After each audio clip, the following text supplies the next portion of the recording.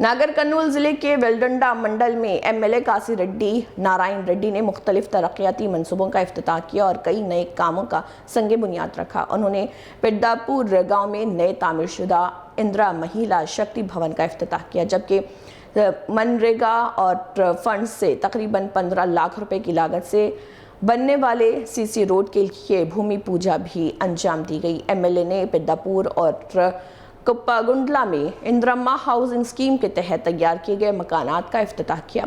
मुस्तकीन के साथ घर में दाखिल होने और उन्हें मुबारकबाद पेश की। बादशाह पिड्डापुर में मुनक़दा अवामी इजलास से खिताब करते हुए काशी रेड्डी नारायण रेड्डी ने हुकूमत की तरक्याती और फलाही स्कीमों पर रोशनी डाली। ఇందిరమ్మ చీరలు కట్టుకొని వచ్చిండ్రు, చాలా మటుకు ఇందులో 75% చాలా సంతోషంగా అనిపిస్తుంది మిమ్మల్ని చూస్తే.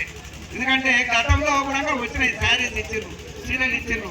అవి ఎందుకంటే అక్కడక్కడ పొలాలులా ఎక్కడెక్కడ కట్టుకుంటూ పోయారు, బెదిరి కోసం పెట్టిండ్రు. ఇకనే ఒకటే కలర్ మంచిగా చేసుకున్నారు కాబట్టి చాలా సంతోషం. ఇప్పుడు ఒక కలర్ ఇచ్చిండ్రు. మన ముఖ్యమంత్రి గారు చెప్తా ఉండే మాట్లాడికి వచ్చినప్పుడు ఒక మాట చెప్తా ఉండే, ఈరోజు ఇదేం కలర్ అంటారు, చిల్కపచ్చ ఇస్తాం, నెక్స్ట్ దసరా వచ్చే వరకు చిల్కపచ్చ చీరలు ఇస్తాం అందరికి, మళ్ళా నాణ్యత ఉంది అని చెప్పేసి చెప్తా ఉండే ముఖ్యమంత్రి గారు.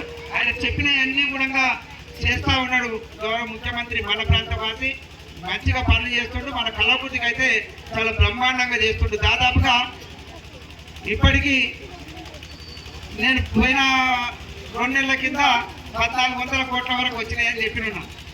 ఇప్పుడు మళ్ళీ 1500 కోట్ల రూపాయలు ఇక్కడ మనం ఒక్క కళాకృతి అభివృద్ధికి వచ్చడానికి గౌరవ ముఖ్యమంత్రి ద్వారా ఈ ప్రభుత్వం ద్వారా డెవలప్మెంట్ కోసం వచ్చిందని చెప్పి మేము ఈ సందర్భంగా తెలియజేస్తున్నాం.